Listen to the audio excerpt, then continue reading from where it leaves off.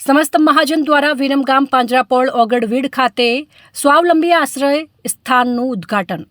અમદાવાદ તારીખ 30 મે 2025 શ્રી વિરમગામ ખોડાઢોર પાંજરાપોળ સંસ્થા ખાતે આજરોજ દાતાઓના સહયોગથી મળેલા 1 કરોડના દાનથી નિર્માણ પામેલ 600 અબોલ જીવો રહી શકે તેવા અત્યાધુનિક અને વાતાનુકૂલિત આશ્રય સ્થાનનું ઉદ્ઘાટન કરવામાં આવ્યું હતું.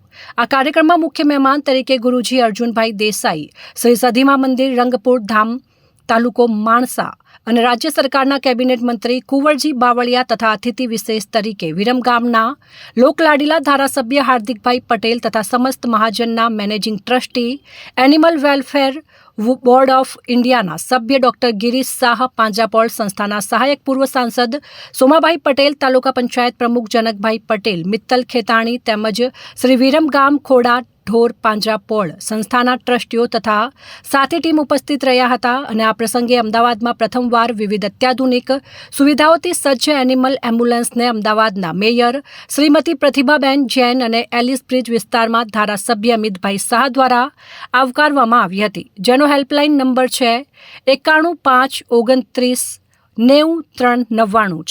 આજે બહુ ખુશીની વાત છે. પૂજ્ય ગચ્છાધિપતિ રાજ્ય તુલીશ્વરજી મહારાજ અને પૂજ્ય બેન મહારાજના આશીર્વાદથી અમદાવાદની અંદર 2 પશુઓ, અબોલ પશુઓની સેવા અને શુશ્રૂષા માટે 2 એનિમલ એમ્બ્યુલન્સનું વધામણાનો કાર્યક્રમ છે. અને છેલ્લા 10 દિવસથી આ એમ્બ્યુલન્સ અમદાવાદમાં કાર્યરત છે. સ્થળ પર જઈ અને ત્યાં જ ચિકિત્સા થાય, ટ્રીટમેન્ટ થાય અને એની સેવા થાય, એના માટે 2 એમ્બ્યુલન્સ અમદાવાદની અંદર દાતાઓના સહકારથી એલજી આરોગ્ય કેન્દ્ર અને દિનેશ મોદી ચેરિટેબલ ટ્રસ્ટ તરફથી સમસ્ત મહાજનને અર્પણ કરવામાં આવી છે.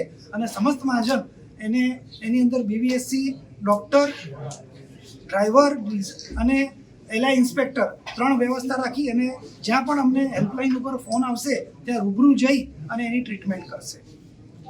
એમ્બ્યુલન્સ સાથોસાથ આજે બીજો એક બહુ સુંદર વિષય છે.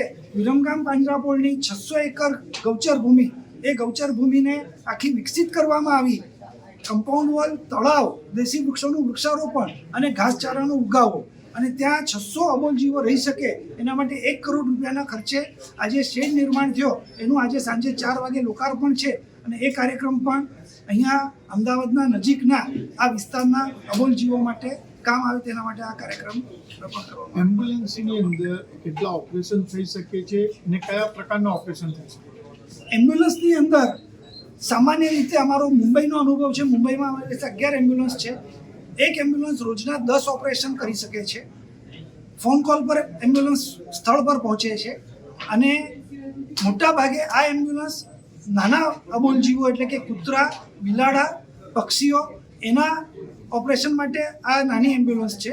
એનાથી મોટા પશુઓ આવે તો અમારી પાસે જે હાઇડ્રોલિક એમ્બ્યુલન્સ છે એમાં અમે નજીકની પશુઓ હોસ્પિટલમાં લઈ જઈએ અને ત્યાં ઓપરેશન કરાવીએ. એની કેરિંગ કેપેસિટી કેટલી છે? હાઇડ્રોલિક જે એમ્બ્યુલન્સ છે એમાં કયા પ્રકારના પ્રાણી આવી શકે? કેવી રીતે તમે એને લિફ્ટ કરો છો?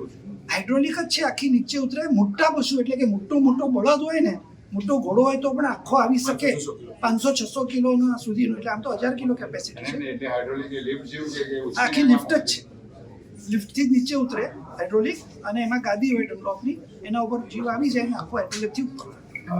જે એમ્બ્યુલન્સની ટોલ ફ્રી નંબર છે, અમદાવાદની પ્રજાને શું સૂચન કરવા માંગશો?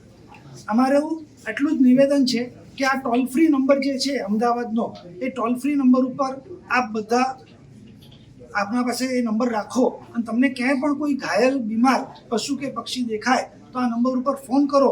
અમારી બનતી કોશિશ છે, અમે વહેલામાં વહેલી તકે એમ્બ્યુલન્સ લઈને ત્યાં પહોંચશું અને ટ્રીટમેન્ટ કરશું.